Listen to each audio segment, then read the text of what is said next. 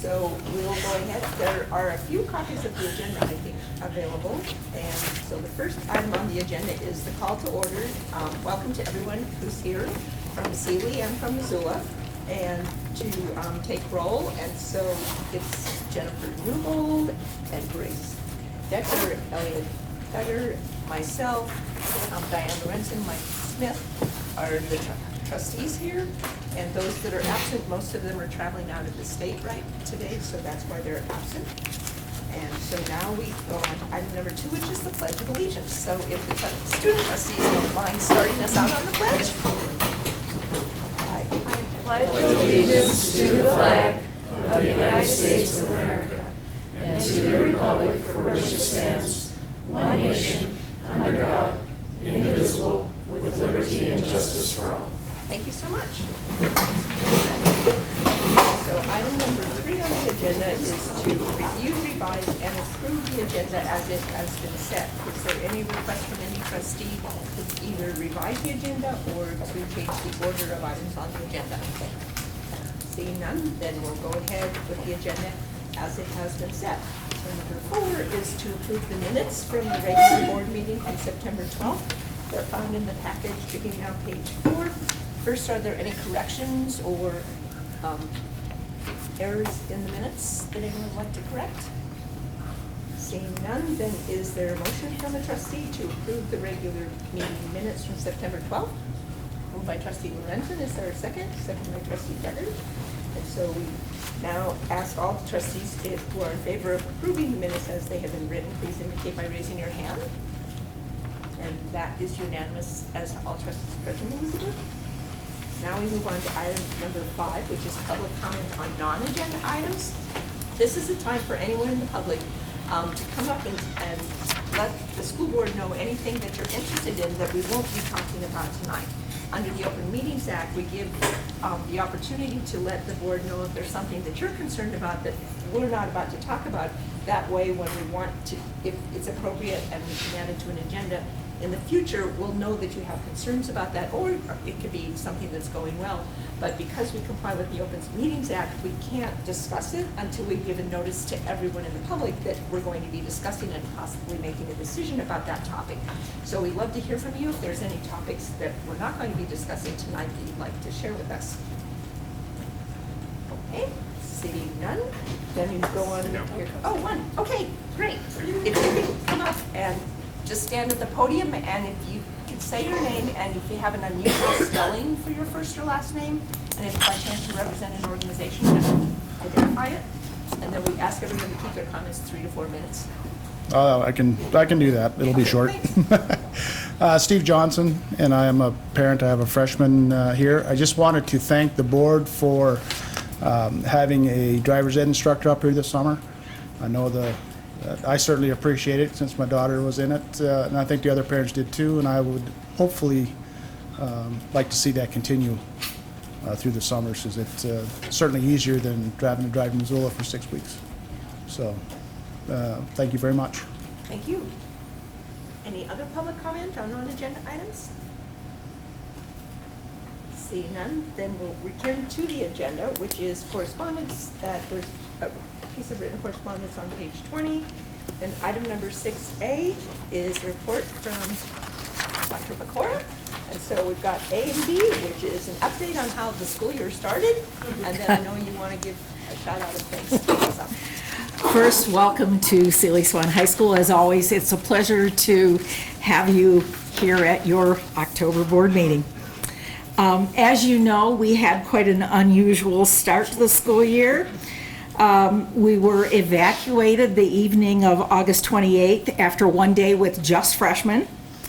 On Monday of the following week, we relocated to the resort at Paws Up, where we held classes for the next 2 weeks. Attendance for those days averaged 95.8%. The lowest attendance of any day was 93%. 41 of our students had been evacuated, that's almost half, from their homes. So a number of them carpooled. We had buses running all the way from Condon down to Paws Up. So I want to especially comment on the fact that our attendance was wonderful during those days, and it was not easy for a lot of kids to get there. The entire Sealy area, of course, was blanketed in smoke. So football practice and volleyball practice ended up a few times in Drummond, and more often than not at Mount Jumbo. Games were rescheduled, and homecoming has to be rescheduled. Ibby and Keaton, our trustees, will tell you a little bit more about those days. But we do want to acknowledge numerous people and groups of people who went out of their way to make those evacuation days run as smoothly and successfully as they did. Hatton and her crew came to pause up and install computers and projectors so we could continue our business of educating students. We appreciate the support and visits from Superintendent Mark Fain, Regional Director Julie Robitaille, and Board Member Elliot Duggar. Thank you for coming up. Your support meant a lot to all of us there. The nice people of Minot, North Dakota, sent us a truckload of food and other items that we were able to share with people in the community. And the food service company that worked with the firefighters, it's called Houston's Too, although they're out of Utah. They donated $1,000 to Sealy Swan High School. Finally, Sealy Swan High School would like to recognize the resort at Paws Up for their generous hospitality and their Herculean efforts to make our stay there both comfortable and pleasant. Owner Nadine Lipson and her assistant Mindy went out of their way to help us settle into our new environment. And we do have a certificate of appreciation for them. They were here last week at our open house and got the wrong date, so they could not make it back tonight.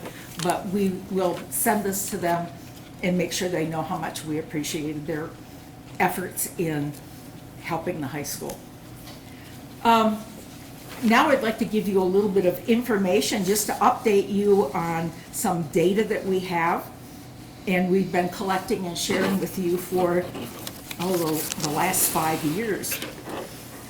In the fall of 2013, we stopped giving Ds and only gave Fs at the end of each semester. So looking at all of the classes that students took in 2013, there were 43 Ds, 25 Fs, and that was a total of 8.5% of our total number of classes getting Ds or Fs. In 2014, we changed, no more Ds, and there were 34 Fs, and that put us at 4.5%. In 2015, there were 19 Fs, and that put us at 2.7%. In 2016, there were 8 Fs, we were at 1%. And then at the end of last year, we had 6 Fs, which put us at 0.8%. So, that being said, I guess there's nowhere to go but to 0. So we're hoping for that this year. Just as a side note, Friday interventions started in the 2015-16 school year. So the failure rate once we started intervention has been less than 1%. So we're very excited about that, and hopefully that downward trend will continue. So that's all I have, unless you have questions. Any questions at all? No, I think it was pretty. All right. And Thank you. And when you talk with the folks at Paws Up, let them know that we, as board members, also really appreciate them stepping up to the plate. I will do that. Thank you. Thank you so much. Thanks, Dr. Sikora. Then we move on to the announcements from Superintendent Fain. Or no, sorry, student trustees. And so I've asked the student trustees if they would introduce themselves and just give a couple of pieces of information about them, since we don't get to meet so many in person. And in fact, we have a new student trustee from Hellgate High School. So, and then I know Mrs. Robitaille has the report from Big Sky High School because those trustees couldn't make it. So if you guys want to start from Sealy Swan, Ibby and Keaton? Sure. My name is Ibby Lorenz, I'm a senior here at Sealy Swan, and I was a student trustee last year, so this is my second year doing it, and it's been really great to be a part of this and getting to see how meetings work and being a part of it just in general. Thanks. Hi, I'm Keaton. I'm also a senior, and this is also my second year student trustees with the school board. I play a lot of sports in the winter and spring, so I don't make all the meetings, but I try to do as much as I can to help out AP. Thanks. And then if you have your report, you want to give it?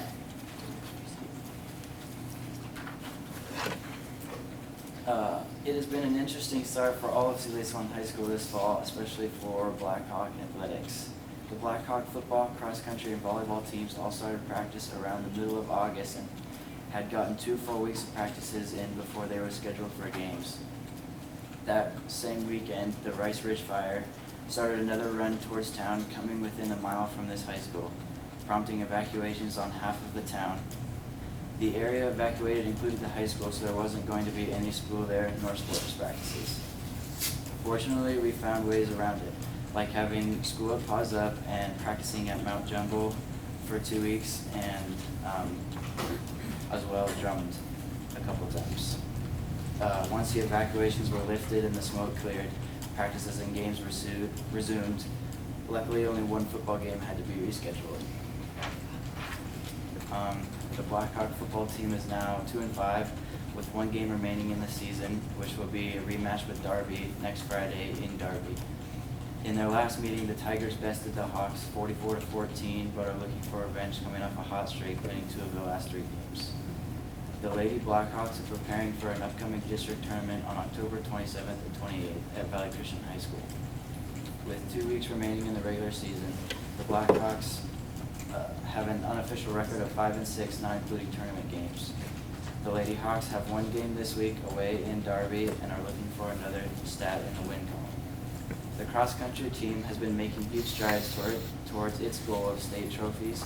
All but one of the runners have pre-qualified for the state meet later this month. All right, and then outside of sports, also it was definitely a rough start for going to Pause Up and not being able to go to school here. I know it was very tough for the freshmen not being able to adjust, and also for students who had gotten used to going to school here for the last even up to 3 years. So, but the Pause Up was really great. They were very kind. They were very accommodating. The food was delicious, but I know that everyone really appreciated coming back to the high school, and we realized how much we really loved our lockers.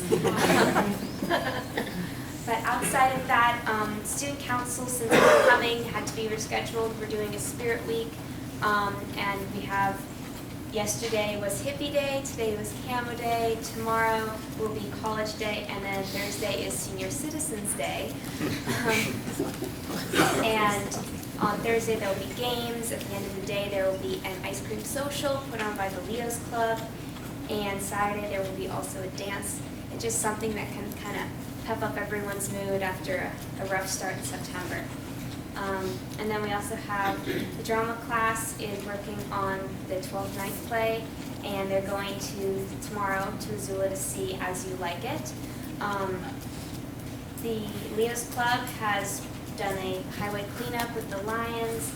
They've done ice cream social with the firefighters, and they're working on other service projects.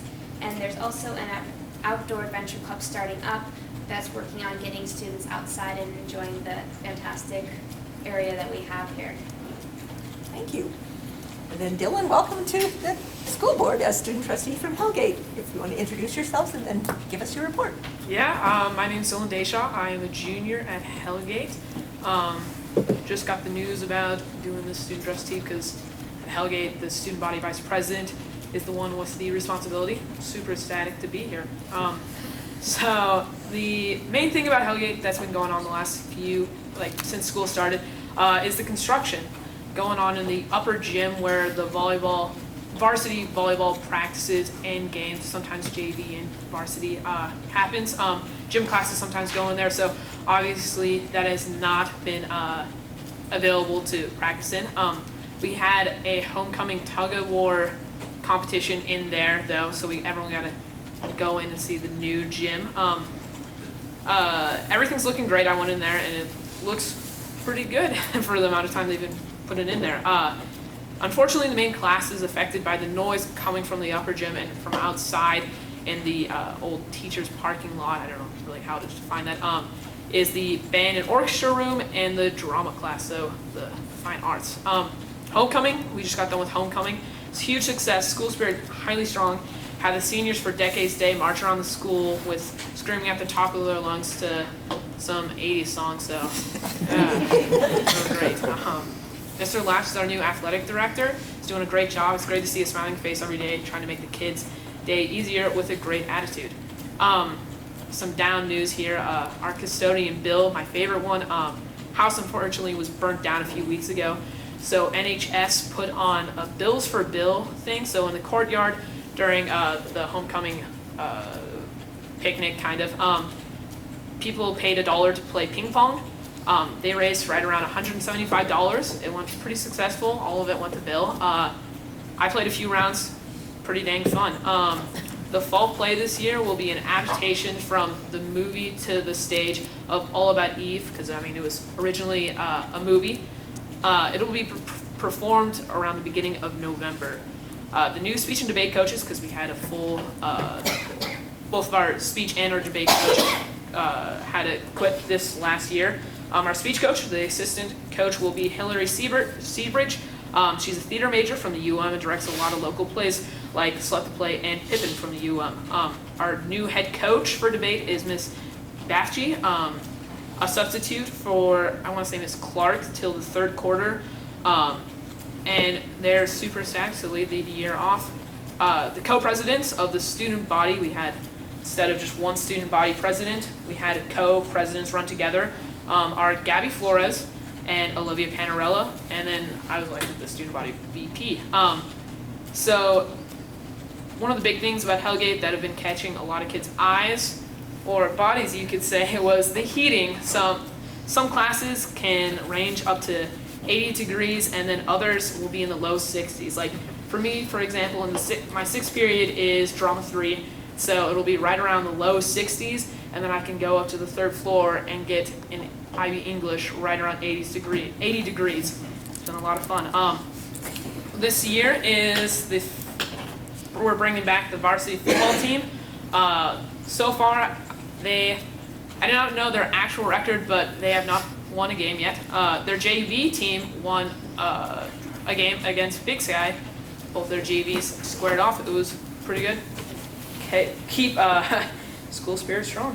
Yeah, thank you. Thanks, Dylan. Brandon from Willard. I'm Brandon Anderson. I am from Willard. This is my second year being student trustee from the school. Over at Willard, the construction of the new building has just begun in the current building's parking lot. It's actually surprisingly less noisy than we had anticipated. It'll probably get a little bit more troublesome later on, though, when they actually start building the new building. Right now they are just digging up the parking lot and doing preparations. Already they have dug up the parking lot and are making pretty astounding progress. And they actually aren't that far in, maybe about a week. The school is actually having me get photos of their progress each day in the hopes of making a sort of montage, a collage for the students once it's finished. You know, like the progress they made each day.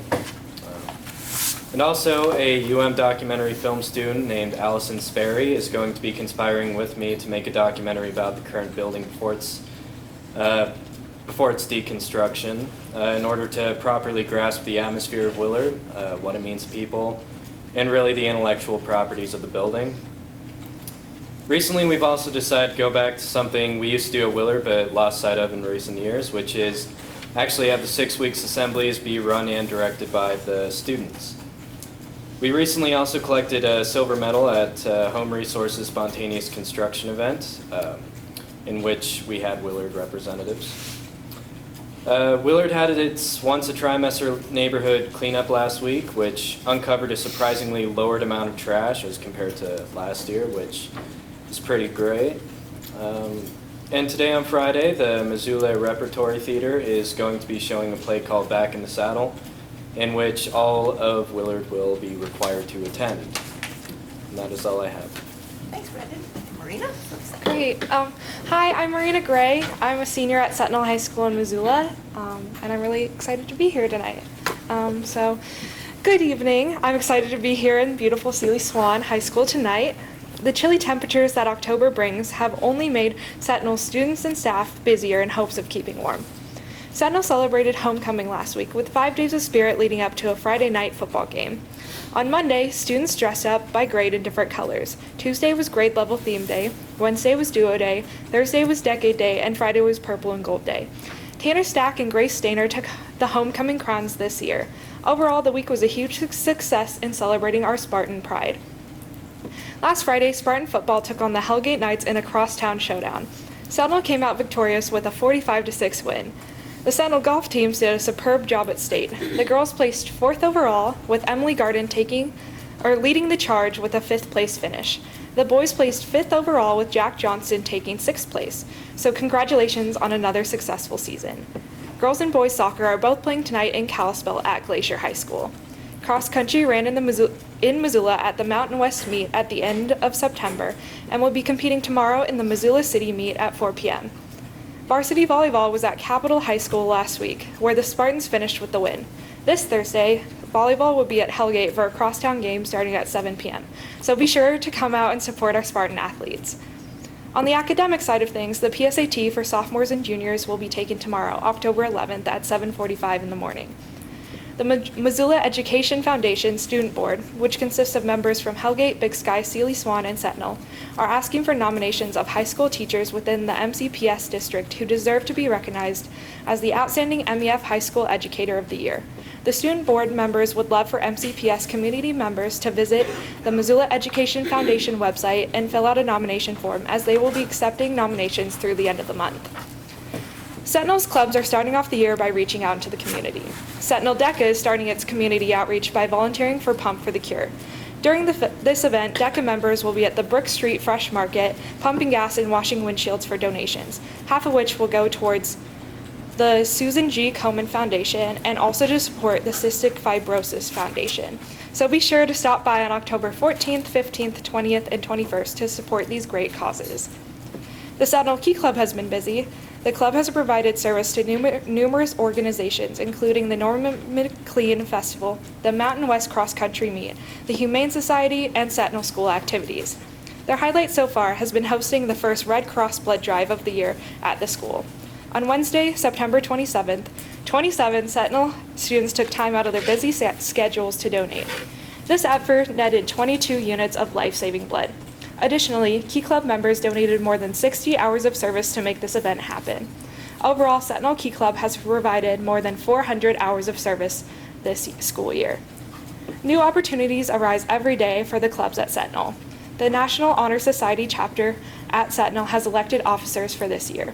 The team consists of President Kincaid McDonald, Vice President Joyce Liu, Treasurer Zachary Tenaire, Secretary Taylor Brinkman, Communications Director Kelsey Mueller, and Sergeant-at-Arms Kylie Froelich. The Missoula robotics team was invited to present information about their competitions and to demonstrate 2 robots at Neptune Aviation on Thursday, September 28th. Students were then given a tour of the Neptune hangar, flight deck, and shops. MRT wishes to thank Neptune CEO Ron Hooper, CMO Gerald Nelson, and CFO Michelle McHugh for the amazing tour and for Neptune's $1,000 donation to the team. On Monday, October 16th, 10 high school students, myself included, will be traveling to Kumamoto, Japan for a 2-week exchange program with Kaishin High School, Sentinel's sister high school. During this time, students will stay with host families, allowing them to experience the country by living the regular life of a Japanese teenager. Much time will be spent immersed into daily activities at Kaishin High School. Students will also present money to the governor of Kumamoto Prefecture, similar to the position of Montana's governor.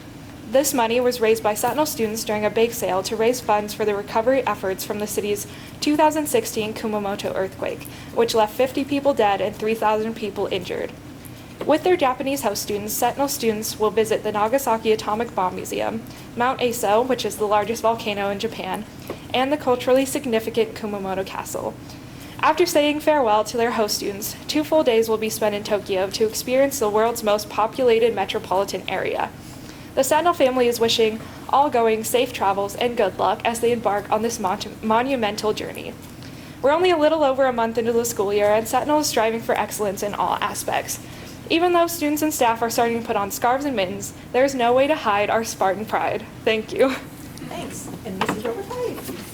I know that Dave and Kenzie couldn't be here. This is Gabe Jordanese report from Big Sky High School.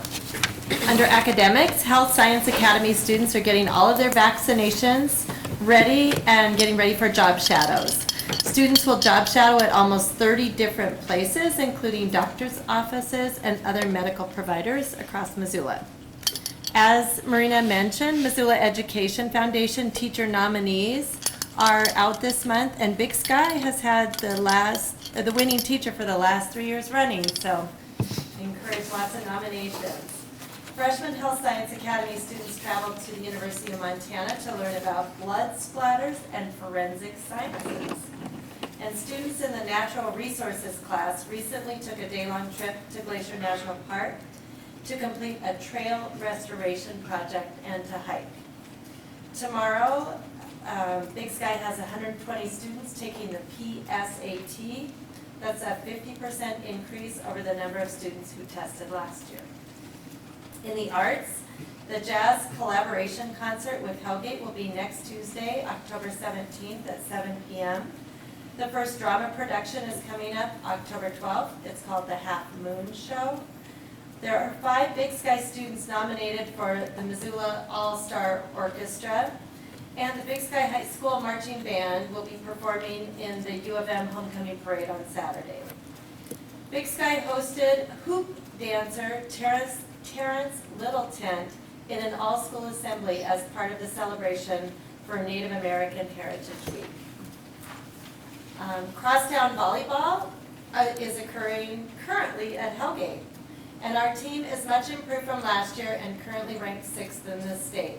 The football team is having a very successful season, once again much improved from last year. They're currently 5-2 and are looking for a deep playoff run.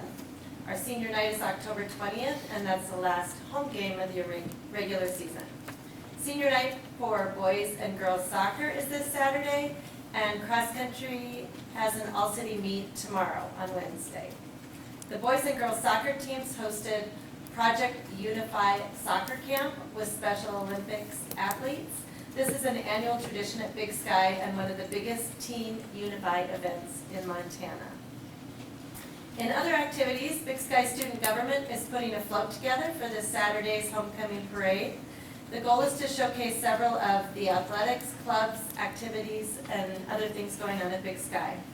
The Big Sky Student Government is looking to provide a Christmas bonus to all Big Sky High School staff.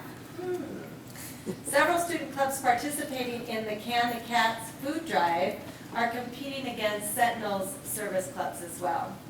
Big Sky staff is hosting the annual statewide Montana Education Association Conference next week. So there are many Big Sky students and staff volunteering to help things run smoothly. That conference will also be at C.S. Porter Middle School, so hosting the teachers conference statewide is a big event. That's it for Gabe. Thank you so much. And now we move on to announcements from Superintendent Bay. I'll be brief this evening. A number of the items have already been discussed. First, I would echo Dr. Pecora's comments about not only the donations that were received, and specifically that from Paws Up, but I would congratulate the students and staff on being flexible and nimble. It was obviously a very difficult way to start the school year, but I think the attendance figures that Dr. Pecora cited are really a testament to the students and the staff and the efforts they put forth to make school a priority despite all the other distractions in the community. So my congratulations to the Seeley Swan community. As was referenced, we in Missoula will be host site for the Montana Educators Conference, which will be the 19th and 20th of October at both Big Sky High School and C.S. Porter Middle School. The Montana Conference of Education Leadership will be in Billings, and we will be represented by 3 trustees, Chair Marcia Holland, Vice Chair Diane Lorenzen, and Vice Chair Ann Wake. And Ann Wake will be assuming the presidency of the Montana School Boards Association, so that'll be an important meeting for us. The 1st and 2nd of November, we'll continue our collaboration between the district and the Missoula Education Association as we travel to Chicago as a 4-person team to participate again in our network improvement community meetings. So we look forward to the opportunity to continue work on that project, which is a project about teacher retention, recruitment, and teacher job satisfaction. September 25th, we had a very successful professional learning day for all staff in the district. And we again look forward to continuing to see the fruits of the labors. Our staff has been incredibly committed to a number of projects and a number of professional learning activities. And I think that will obviously pay dividends for our students. So we appreciate all the time and energy they've devoted. We will resume our board meeting schedule with our 2nd October meeting, which is Tuesday, October 24th at 6 p.m. in the Business Building in Missoula. Then we'll meet twice in November, Tuesday, November 14th and Tuesday, November 28th. Both those meetings also at 6 p.m. And certainly we encourage public to participate. Thank you. Thanks. And now it's time for any trustee announcements. Seeing none, then we'll keep on going. So new business A1 is to approve an out-of-country travel request. So Mrs. Robitaille, we have the request attached on page 24 to the agenda. You want to just walk us through the highlights of the information that's contained in the form that is required for out-of-state travel? Gladly. And Tanya Smith is here. She is the teacher, a science teacher, who's going to be one of the chaperones accompanying the students. They have 14 students who have already committed to taking this trip that occurs every other year.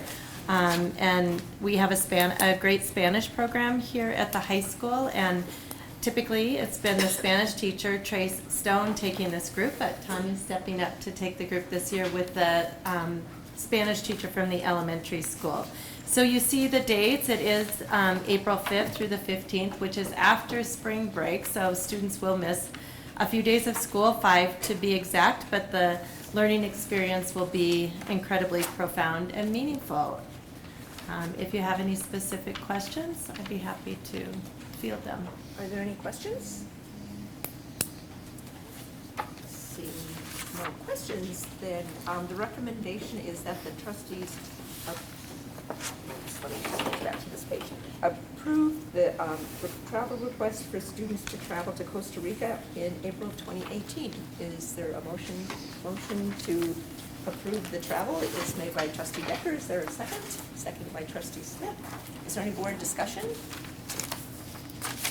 I'll just throw out that it's always been really rewarding that each spring when it may not match up this year because of the dates of travel, but Sealy has been very generous to make sure that the trustees get to find out how successful these trips have been in the past. And so we hope that that will be the case even if it's remotely, if there's some way to make sure that we get to see how well the trip has gone, because the enthusiasm from the students and sharing the details of the trip has been very rewarding, at least from my point of view. So we look forward to that. It's been a very successful trip.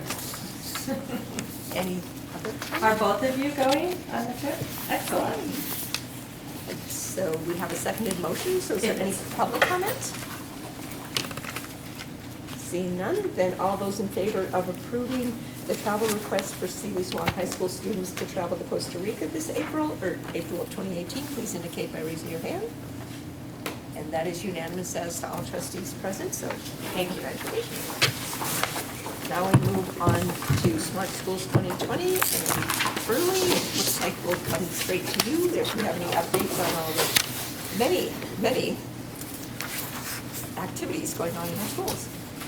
Yes, thank you. So just recap real quick some things that are going on in Missoula. We have Franklin and Lowell, which are wrapping up punch list items, and hopefully we'll get through those quite a bit sooner than later. But they are big buildings, and we will get through them soon. Cold Springs has broke ground and looking obviously like a very busy construction site, so it's very exciting to see that process moving forward. We'll see Russell start probably in about 3 weeks, beginning in November. Timeframe is when they'll start getting in there, breaking ground. Washington will be in that same timeframe, Washington Middle School. And then today we screened our first architects for our new upcoming projects, which was Meadow Hill Middle School. And in the upcoming weeks, we'll be covering Hawthorne and Lewis and Clark as well. So some more projects hitting the road very soon from a design standpoint. We've talked a little bit about Hellgate already. There's obviously a lot going on in Hellgate, and we're very excited to hopefully get our kitchen back here before Christmas time. So we'll be looking forward to that.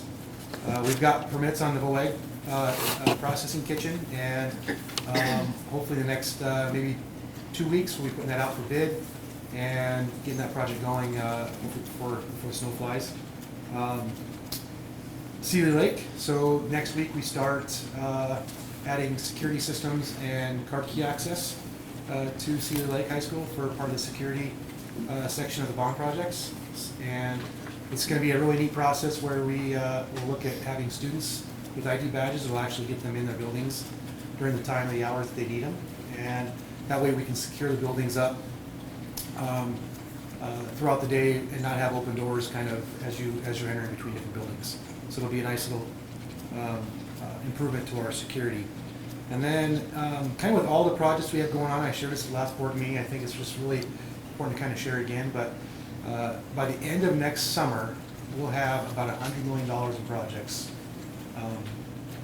wrapping up, starting to finishing, so all out there. So it's really a full boat that we have going on in the district. So I'd be happy to answer any questions you have. Any questions for Burley? Trustee Smith? Just a question about the card key access, and as we go forward with these, just the high school students will be having the card key access, is that correct? That is correct. We're looking at those for high schools. High schools tend to have more kids moving around in and out of the buildings, and so it'll be high school kids. And Sealy will be our first high school that we have done, which is a lot smaller than what we're having in Missoula, so it'll be a nice test to kind of see how it works out. As we went through the testing of giving to staff, it's had its own hurdles, so we'll see how it goes with staff or with students. Yeah, no pressure, kids. Any other questions for Burley? Well, thanks, Burley. It's information only. Is there any public comment? Seeing none, then we'll move along. And so we're up to C, which is personnel negotiations and policy. And so in our agenda, or attached to our agenda beginning on page 30, is the personnel report. And I believe this should be personnel report for the last month. Is that correct, Dave? Yep. And so we see these typically on a monthly basis. Is there anything of particular note? It's a normal personnel report. Okay. And so the recommendation is that we approve the items on the personnel report. Is there such a motion? Moved by trustee Lorenzen. Is there a second? Seconded by trustee Newbold. Is there any board discussion? As is the case with anything that involves privacy of an individual, we won't talk about individual people listed in the personnel report, but if anyone has any general comments or questions of Dave? Seeing none, and if there's any public comment, again, we ask you not to comment on individual names, but if there's any general public comment on personnel matters. Seeing none, then all trustees that approve the items provided on the personnel report attached to our agenda, please indicate by raising your hand. And that is unanimous as to the trustees present. Then we move on to the first reading of a revision to Board Policy 3110, which is entrance, placement, and transfer. And so there is usually review in the fall of our board policies if there's been any kind of legislative action or congressional action that requires our board policies to be modified to reflect current law. So Superintendent Bain, I don't know if you have anything more to add other than this has been recommended by our legal counsel to get us into compliance with the Every Student Succeeds Act. You might note that the first policy is Board Policy 3110, and it was actually just adopted May 10th of 2016. So it seems a little unusual to be coming back so quickly. But you'll notice in the lined version that begins on page 48, there's reference to birth certificates and immunization records being required for admission to the district. And in order to be compliant with Every Student Succeeds Act, that line is being stricken. There are also some additions with regard to Title I children, children in foster care, and those are bolded and underlined for your review. But unless there are any questions, I think most of the changes are pretty straightforward. Are there any changes or questions for Superintendent Banks? Trustee Lorenzo? Does this change the immunization requirements? Or does it just change the need for incoming students to produce a record? It just changes the need to produce a record. And part of this is recognition that we do have families in transition. Children may be homeless and may not have immediate access to those records, and we don't want to deny them attendance. But it still is a requirement. We would go through a process in order to secure that, but we wouldn't exclude them.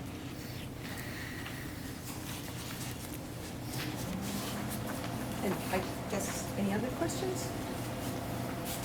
I assume that's the language that's under school entrance that's subject to requirements for immediate enrollment without documentation. So Correct. There are requirements either being drafted or have already been drafted?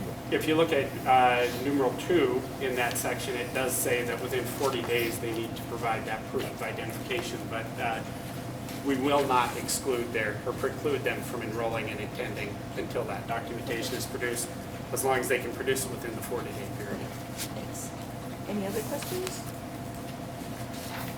So the recommendation is that we approve the first reading of the revision of Board Policy 3110, which has to do with entrance, placement, and transfer, and authorize posting for public comment. Anytime we make changes to board policy, we have a first reading that allows for public comment to weigh in on our policies, because we want to hear from the public. Then we'll have a second reading, and if there has been any public comment, we will be able to review those comments, whether they're in writing or have been made verbally at that second reading. And so that's why this is the first reading, and there's no final action being taken tonight. And so the recommendation is that we approve the first reading of the revision of the board policy in the manner described by the superintendent Thane. Is there a motion to approve the first reading of the revised policy? Moved by trustee Smith. Is there a second? Second by trustee Decker. Is there any board discussion? Seeing none, is there any public comment? Seeing none, then all trustees in favor of approving the first reading of the revision of Board Policy 3110 as outlined in the attachment to the agenda, please indicate by raising your hand. And that's unanimous as to all trustees present. And then we move on to the first reading of revision to Board Policy 3212, which is education of homeless children and youth, and it also appears to be bringing the policy compliant with McKinney-Vento as amended by ESSA. So, That's correct. I would just highlight again a couple items. It's on page 52 in the packet. The title of the policy is changing. It formerly was referenced as McKinney-Vento Homeless Assistance Act. It's now a more generic term, Education of Homeless Children and Youth. The definitions in the first paragraph have changed, and essentially the intent is to remove hurdles. So the new policy will begin with the statement that every child experiencing homelessness is entitled to equal access to the same free and appropriate public education, etc. The language is cleaned up to be in alignment with statute. It defines that the district will assign a child to school without delay, regardless of legal residence, if they qualify under the Education of Homeless Children and Youth category. And then there is deletion of some specific language related to transportation.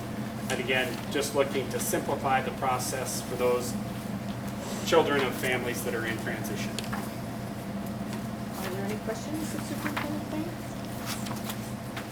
Trustee Wilson? The language that's eliminated for special transportation requirements had a specific requirement that if a student was homeless and in our district but was enrolled in a different school, we were obligated to transport them back to their home school. Does that requirement still stand? The requirement still stands, yes. We just don't need to include it in policy. It's much easier to change procedural statements, so we'll continue to comply with the regulations as they're promulgated, but we don't need to reference it in policy. Trustee approval. Can you remind us how students who are in transition or who are homeless are identified? And then one other question about the liaison position. It sounds like that's something that we've had in the past, and is that just a duty that's assigned to a current Sure. staff member? And actually, I'll let Julie step to the microphone. She actually is our McKinney-Vento specialist from the administration level. So I oversee McKinney-Vento as well as Title I, and Trish Kirsten is our homeless liaison, and she oversees the Title I set aside for McKinney-Vento and the neglected and delinquent grants. And so the transportation piece still applies, although the only exception is if students have to ride a bus for over an hour, then we typically weigh the option to see if that's in the best interest of the student or not. It's really a case-by-case basis, but in general, we do provide that transportation if a student leaves our district. And your question was about the liaison is still employed and still very engaged with all of our schools. We have a families in transition liaison coordinator at each of our buildings. The Title I buildings get more hours, but all buildings have someone, and that's how many kids get identified. These individuals work in every building. They know the families. They know, can spot when something's different or unusual, and often reach out to those families to offer assistance. Otherwise, we get information from the state. You know, if a student qualifies through the state for direct services, we get that report and identify those students and families immediately and reach out to them. Families can also self-identify and fill out a form requesting assistance as well.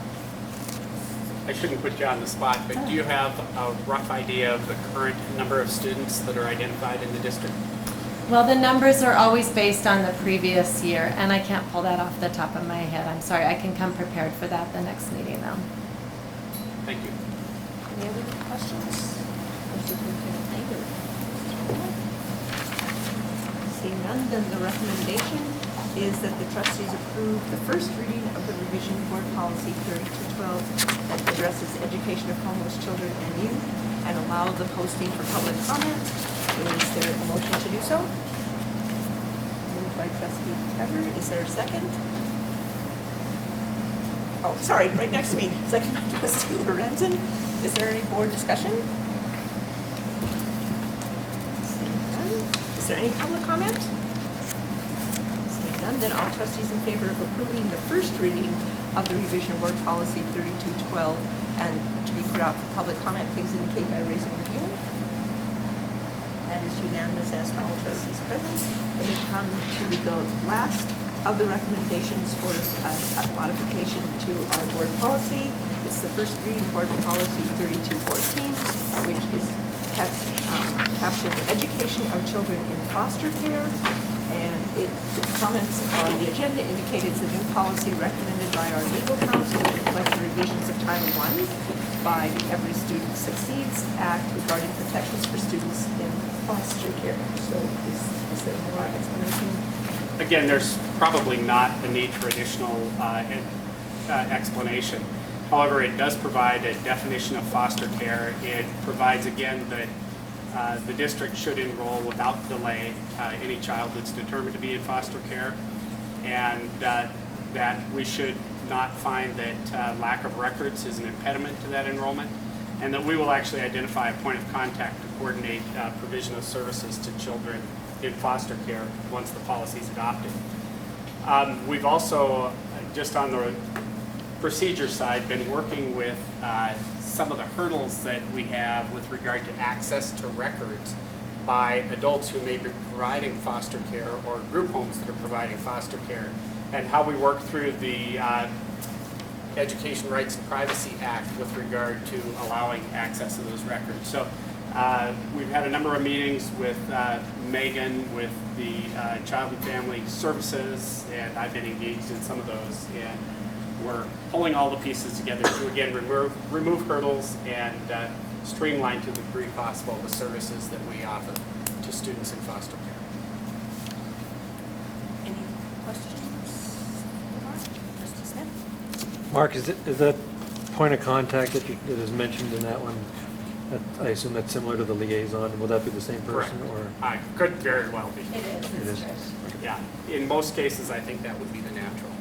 And I guess to follow up on that, does she have the availability for that? Do we know how much this is going to add to her workload?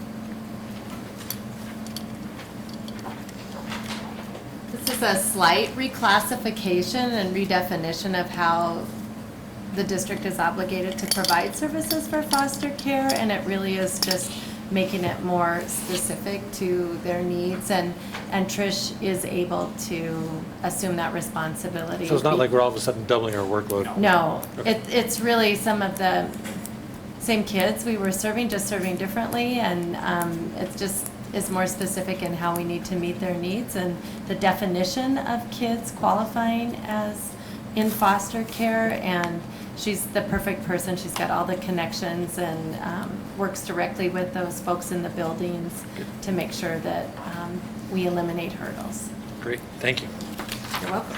Any other questions? So the recommendation is that the trustees approve the first reading of the new policy, board policy 3214, captioned education of children in foster care, and authorize posting for public comment. Is there such a motion? Moved by trustee Smith. Is there a second? Second by trustee Decker. Any public, or any board discussion? Seeing none. Any public comment on this item? Seeing none, then all trustees in favor of approving the first reading of board policy 3214 and authorizing posting for public comment, please indicate by raising your hand. That is unanimous as to all trustees present.